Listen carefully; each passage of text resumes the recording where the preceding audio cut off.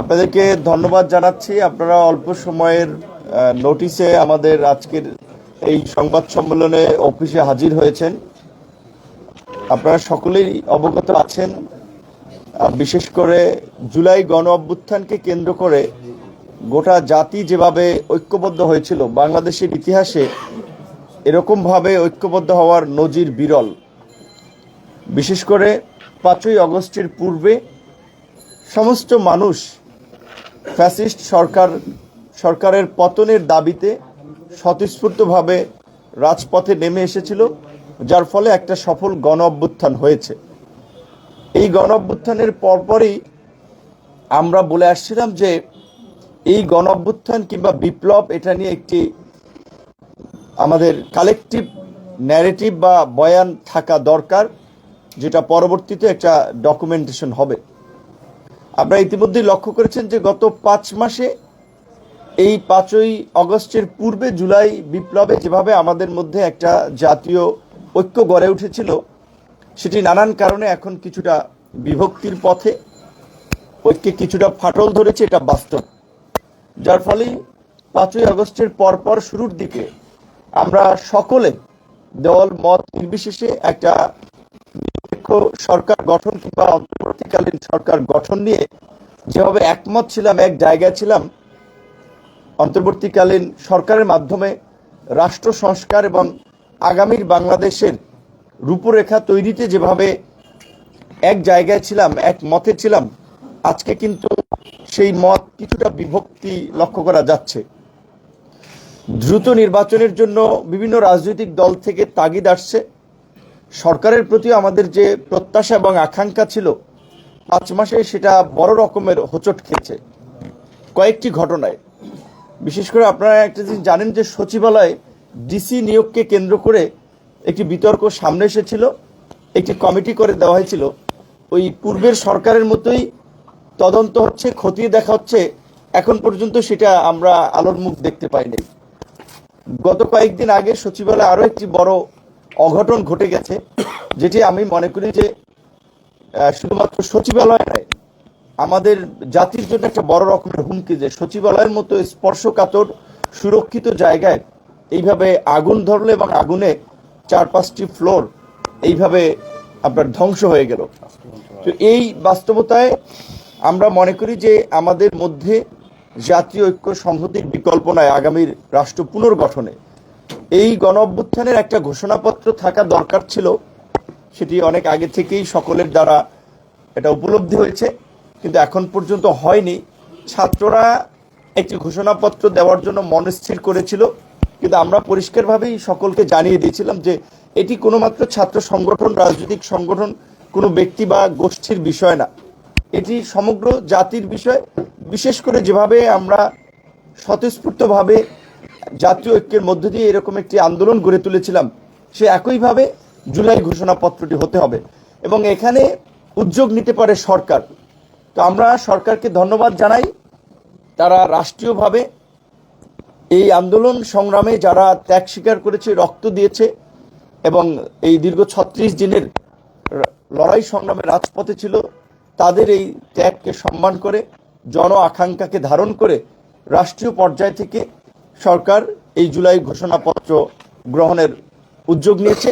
সেজন্য আমরা সরকারকে ধন্যবাদ জানাই এবং একই সাথে আমরা অন্যান্য রাজনৈতিক দলগুলোর প্রতি আমরা আহ্বান জানাই, গণহত্যার বিচার, শেখ হাসিনাকে দেশে ফিরিয়ে এনে ফাঁসির কাষ্ঠে ঝুলানো এবং শেখ হাসিনা সহ এই গণহত্যার যারা মাস্টারমাইন্ড ছিল তাদের প্রত্যেকের সর্বোচ্চ শাস্তি, মৃত্যুদণ্ড কার্যকর করতে হবে। ভারতে শেখ হাসিনা পালিয়ে গেছেন, ওবায়দুল কাদেররা পালিয়ে গেছেন, তাদেরকে ফিরিয়ে আনা দরকার।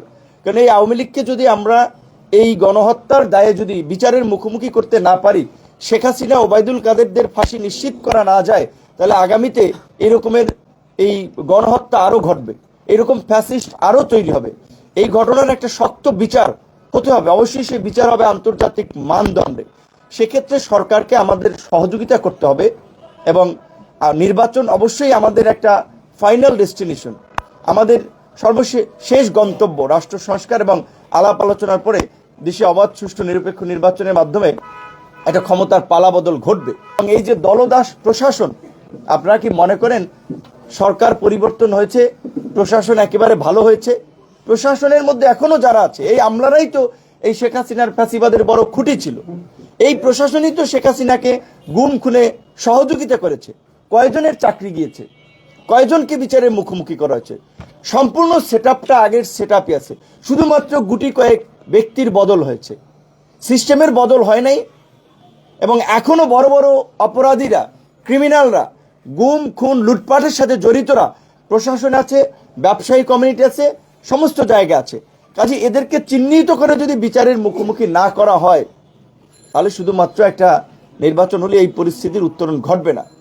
তো এই দেশ জাতির প্রয়োজনীয়তা উপলব্ধি করেই আমাদের জায়গা থেকে আমরা রাজনৈতিক দলসমূহ, বিভিন্ন সংগঠন এবং ছাত্র নাগরিকদের মধ্যে একটা জাতীয় ঐক্য এবং সংহতি প্রতিষ্ঠার জন্য আমাদের প্রচেষ্টা আমরা চালিয়ে যাচ্ছি।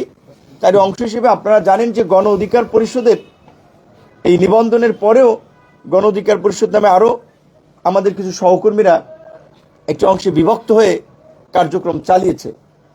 সেক্ষেত্রে আমরা আলাপ আলোচনার মধ্যে দিয়ে দেশ এবং জাতির স্বার্থে নিজেদের ক্ষুদ্র চিন্তা ভাবনা কিংবা নিজেদের মতকে এক পাশে রেখে আমরা আজকে থেকে একীভূত হয়ে কাজ করার সিদ্ধান্ত নিয়েছি। এবং আপনারা দেখেছেন যে বিশেষ করে যেই কোটা সংস্কার আন্দোলনকে কেন্দ্র করে আজকের এই গণ অভ্যুত্থান এবং আজকে যে জাতির মুক্তির পথ রচিত হয়েছে, সেই 2018 সালের এই কোটা সংস্কার আন্দোলনের অন্যতম নেতা ছিলেন, প্রধান নেতা ছিলেন আহ্বায়ক হাসান আল মামুন, অন্য নেতৃবৃন্দ রাশেদ খান, আমি, ফারুক হাসান, এখানে যারাই নেতৃবৃন্দ আছে তারা কিন্তু ওই কোটা সংস্কার আন্দোলনের মধ্যে দিয়েই গড়ে উঠেছে। সেই 2018 সালের কোটা সংস্কার আন্দোলন থেকে আজকে 2024-এর এই গণ অভ্যুত্থানে এই নেতৃবৃন্দই কিন্তু 18 থেকে এখন পর্যন্ত ধারাবাহিকভাবেই লড়াই সংগ্রামের মাধ্যমে একটা ভূমিকা পালন করেছে। এই আন্দোলনে তাদের অনেক অবদান এবং ত্যাগ রয়েছে। 2024-এর আন্দোলনে যারা আহত হয়েছে তাদেরকে রাষ্ট্রীয় পর্যায় থেকে সহায়তা করা হচ্ছে, খোঁজখবর নেওয়া হচ্ছে। যারা নিহত হয়েছে তাদের ক্ষতিপূরণ দেওয়ার জন্য রাষ্ট্রীয় উদ্যোগ গ্রহণ করা হয়েছে। যদিও যে উদ্যোগ গ্রহণ করা হয়েছে সেটি পর্যাপ্ত নয় এবং আমরা দেখতে পাচ্ছি এখনও আহতরা চিকিৎসা না পাওয়া নিয়ে ক্ষোভ প্রকাশ করছে, সহযোগিতা না পাওয়া নিয়ে ক্ষোভ প্রকাশ করছে।